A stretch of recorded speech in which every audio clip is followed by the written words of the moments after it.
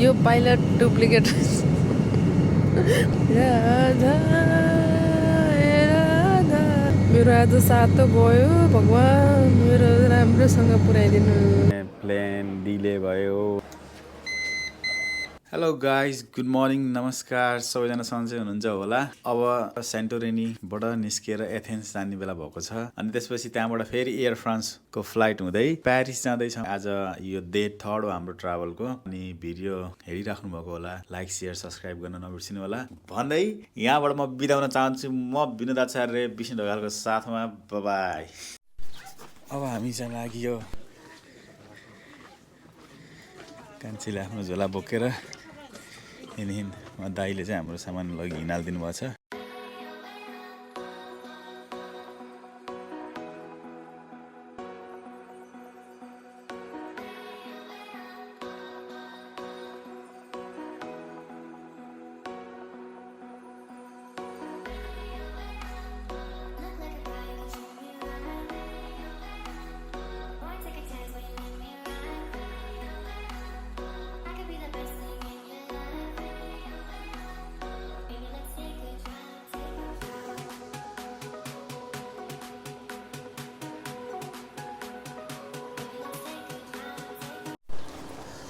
भर्खरै सेन्टोरिनीको एयरपोर्टमा आइपुग्यो। हाम्रो लगेजहरू दाइले झार्दै हुनुहुन्छ। Thank you sir, thank you.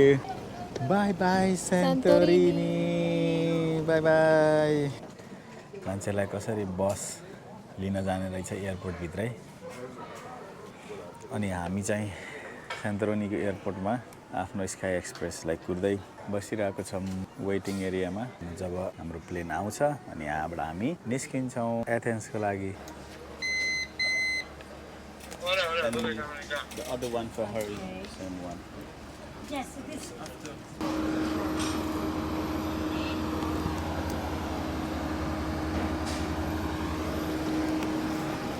हाम्रो फ्लाइट हामीलाई त्यहाँ वेट गरेर बसेको छ। हामी चाहिँ यहाँ वेट गरेर बसेको छौँ, होइन कान्छी? हाम्रो पालो आएको छ प्लेनमा चढ्ने। हेर्नुहोस्, यो हाम्रो प्लेन कति सानो, पङ्खा पनि देखेको छ बाहिरै। अनि कान्छी चाहिँ अगाडि हिँडिरहेकी छिन् अब प्लेनमा चढ्ने। अनि अब हामी प्लेनबाट हेर्छौँ है त कस्तो देखिन्छ।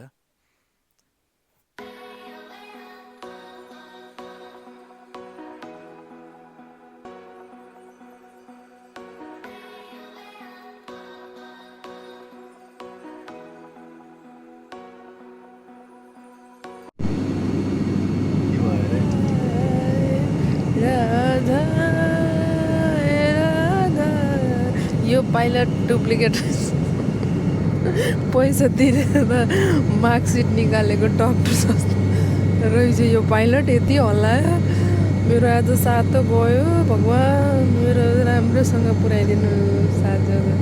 मेरो सातो फुगाउन पर्छ, कसरी फुगाउने होला। यहाँ त पण्डित नि छैनन् होला। राधा राधा राधा राधा। यो चाहिँ हामी एथेन्सको एयरपोर्टमा कान्छी र म सामानहरू हेर्दै घुम्दै के छ एयरपोर्टमा भन्दै है।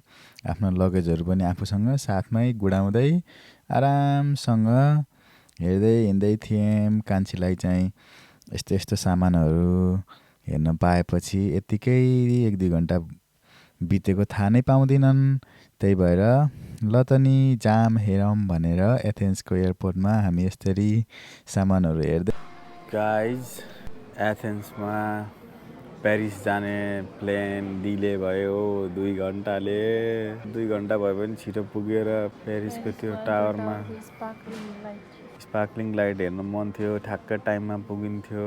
अब 2 घन्टा डिले भयो प्लेन। के गर्ने होला। यस्तै छ, केही छैन, जे होगा देखा जाएगा भने जस्तै। अब अहिलेलाई चाहिँ यहाँ विश्राम गरिन्छ 2 घन्टा मजाले। वहाँ गएपछि फेरि विश्राम गरिन्छ। अनि अब वहाँ पुग्दा पुग्दै अँधेरो हुन राति हुनसक्छ। त्यही भएर भिडियो ल्यान्डिङको भिडियो या रुममा गएको भिडियो नआउन सक्छ। तर भोलिको भिडियो चाहिँ एकदम खतरा हुनेवाला छ। भोलिको भिडियो एकदम एकदम एकदम खतरा हुनेवाला छ। हेरिराख्नु होला है त।